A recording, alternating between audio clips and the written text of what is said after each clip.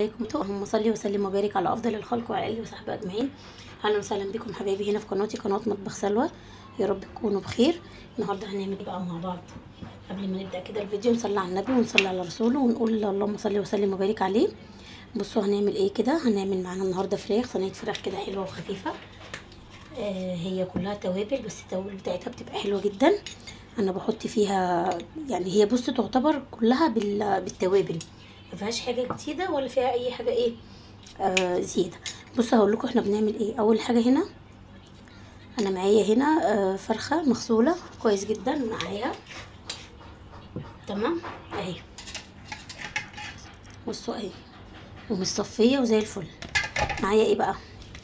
معايا بصل شرايح اهو مقطعاه وحط عليه شويه ملح وفلفل وسايباه شويه في الملح والفلفل بتوعه، وحطيت نص معلقه صغيره زعتر، نص معلقه صغيره كاري، نص معلقه صغيره كركم، نص معلقه صغيره جنزبيل بودر، ونص معلقه صغيره كمون. وهناخد معانا بشر ايه، ناخد معانا بشر جوز الطيب، بشر كده حته ايه صغننه كده نبشرها. بشر جوز الطيب لما بتحطيه مع الفراخ بيخليها حلوه جدا. بشره خفيفه كده وصغيره مش كبيره. هنعمل ايه بقى؟ هندعك البصل بتاعنا ده كده كويس جدا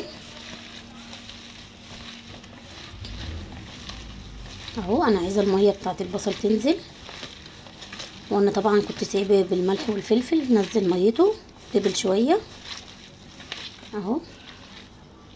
بصوا هننزل البصل، هندعك البصل كويس جدا لحد ما البصل ينزل ايه الميه بتاعته. الميه بتاعته دي هي اللي هتتبل فيها الفراخ. وصفه خفيفه كده ولذيذه، وممكن تاخديها معاكي في مصيف، تاخديها معاكي وانت خارجه بره بالولاد، حلوه جدا. راجعه من الشغل مستعجله عايزه تعمليها اهي. بس بقى نجيب الفراخ بتاعتنا نتبل.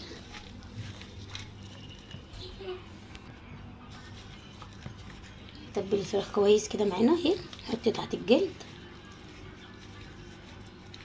وبصوا بقى معايا ايه، معايا الصينيه اللي هعمل فيها الفراخ. بصوا حاطه فيها ايه، حاطه فيها لورا، كم ورقه لورا، و3 فصوص حبهان، و3 كوبيبه صيني، و2 قرنفل، وحاطه فيهم فصين مستكه. يا جماعه المستكه مع الاكل حلوه جدا في الاكل، وبالذات الطيور اهي. بصوا نعمل كده الفرخه كويس، نعمل لها مساج حلو، نتبلها كده، نحط بين الجلد، خلي بالنا من الملح اهو. نرص كده في الصينيه بتاعتنا.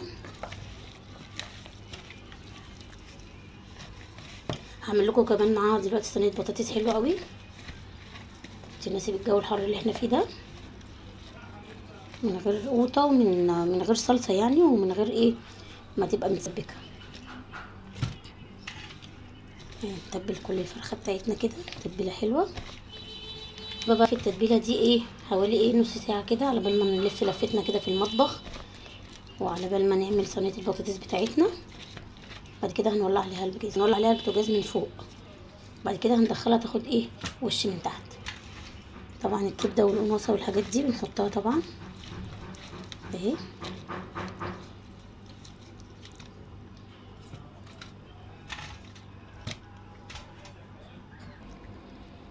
بصوا بقى يا جماعه، بعد ما خلصت الفرخه بتاعتي اهو، ده البصل ده اتبقى مني، بعمل بقى فيه ايه.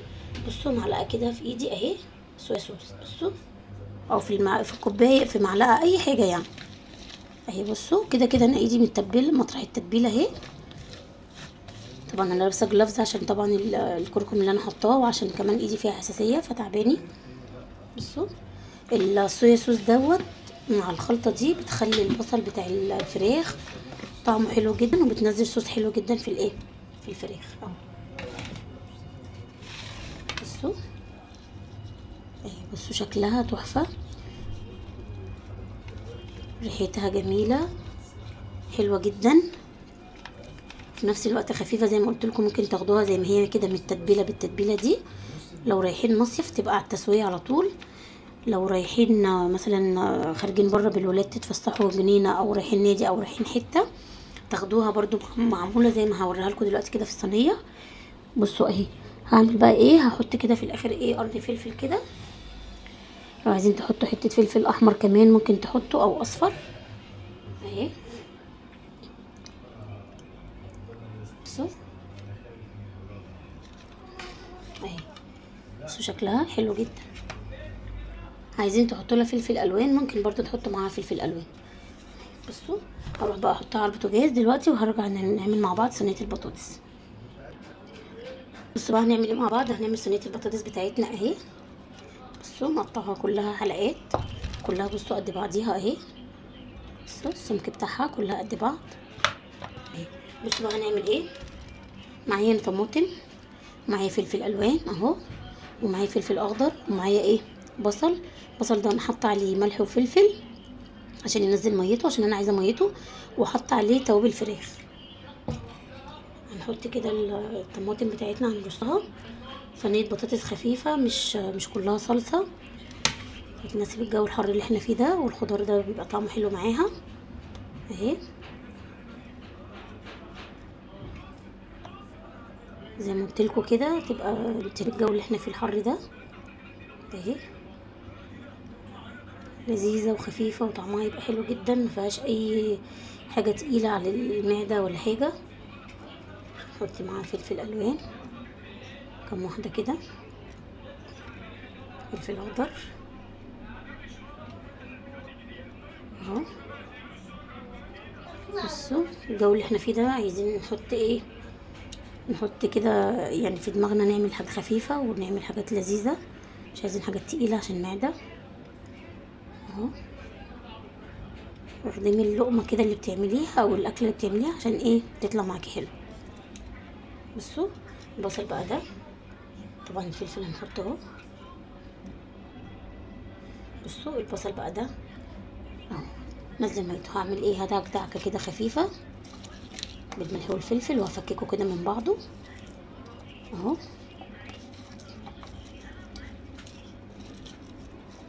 بصوا حطوا كده بقى ايه حلقات كده على الوش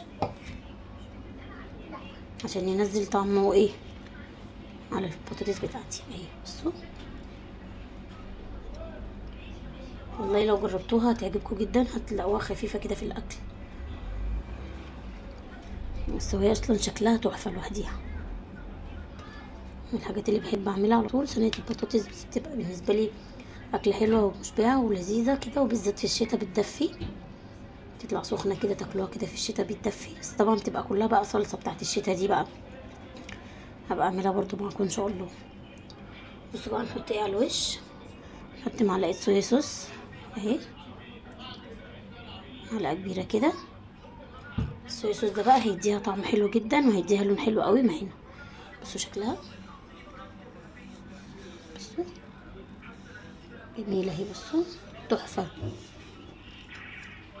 نعمل ايه بقى فيها، هنحطها تستوي على البوتاجاز وزيها زي الفراخ، وبعد كده هندخلها تاخد لون ايه خفيف كده من على الايه من على الوش. هروح بقى نحطها دلوقتي هي والفراخ، وهعمل شويه رز وهرجع لكم بقى في الاخر لما تستوي.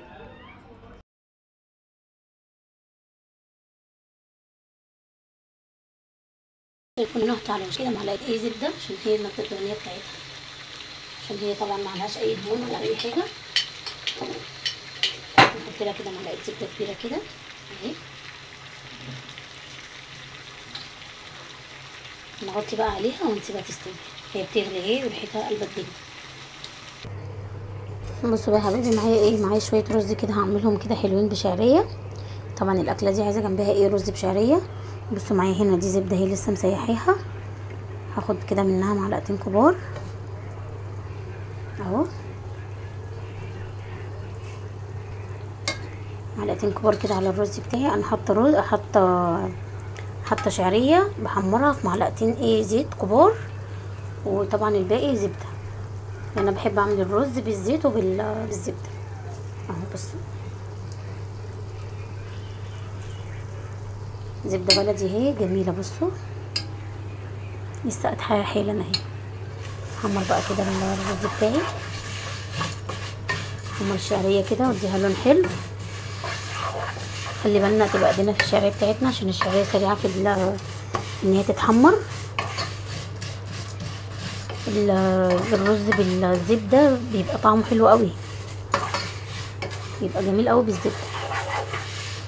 بصوا هحمر بقى انا الشعريه بتاعتي، وهخلص بقى الليله دي، وهحط الرز بتاعي، وهحط المقدار بتاع الميه بتاعه، وهوريه لكم بقى لما لما اجي احط الميه بتاعته، على بال بس الشعريه ما تتحمر عشان ما اطولش الفيديو.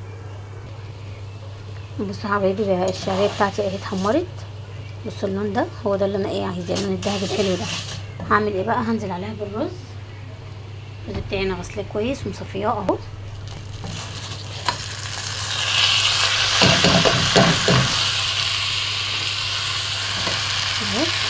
هديله بقى هديله تشويحه كده. انا عايزه الرز بتاعي يتغلف من الماده الدهنيه اللي انا حطاها عشان يطلع معايا مفلفل وحلو. لازم تشوحيه كده شويه كتير لحد ما تحسي ان هو هيلزق خلاص معاكي في الحله بتاعتك. وبعد كده تزودي بقى مقدار الميه بتاعك. طبعا انا ما بعرفش احط مقدار معين، انا بحط كده بالويم، لان انا طبعا ببقى عارفه يعني مقدار ايدي. انما لو حد لسه عامل يعني لسه مبتدئ جديد في الاكل، بنتي لسه بتتعلم او لسه متجوزه جديد وعايزه تتعلم ازاي تعمل رز، هتبقى كوبايه الرز عليها كوبايه ميه. دي كل كوبايه رز كوبايه ميه. الشعريه ما بتضيفش اي اضافه للميه اهو. احط بقى انا مقدار الميه بتاعي. بصوا معايا الفراخ بتاعتي اهي، بصوا تحفه. وصينيه البطاطس كمان بتاعتي اهي. بصوا خلاص قربت تستوي، خلاص داخله في السوا اهي. بصوا شكلها حلو جدا، بصوا عامله ازاي اهي. بصوا ولون الخضار والبصل مخليها شكلها جميل، ولونها بيبقى حلو قوي، بيبقى طعمها جميل قوي. اعملوها بس بالطريقه دي وهتعجبكم والله، انا واثقه.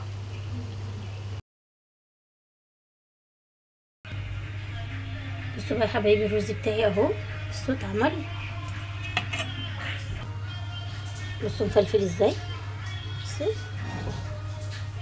حلو جدا، ريحته جميله قوي. بصوا بصوا بقى احنا معايا بصوا بقى صينيه البطاطس وجمالها. بصوا تحفه، بصوا جميله، شكلها جميل قوي وطعمها تحفه. الصويا صوص مع الخلطه اللي انا حطيتها بتاعه التوابل، حطيتش غير ملح وفلفل وشويه بهارات فراخ بس. بصوا خلى طعمها تحفه قوي. الصويا صوص اصلا في الاكل طعمه جميل قوي، بيخلي الاكل حلو قوي، بيخليه في حته تانية خالص. بصوا بقى الفراخ بتاعتي، بصوا تحفه. بصوا شكلها عامل ازاي الصينيه. بصوا الشكل بيتكلم عن نفسه، يعني الشكل بيتكلم عن نفسه، مبالكوا بقى الطعم. بصوا قولولي بقى ايه رايكم في الفيديو بتاعي النهارده في الاكله الخفيفه اللي احنا عملناها في الحر اللي احنا فيه ده. لو عجبكم بقى الفيديو ما تنسوش طبعا تعملوا لايك للفيديو واشتراك للقناه وتفعلوا الجرس وتختاروا الكل عشان يوصل لكم مني كل جديد. واسيبكم في رعايه الله واقول لكم مع السلامه، وما تنسونيش في دعوه حلوه من قلبكم.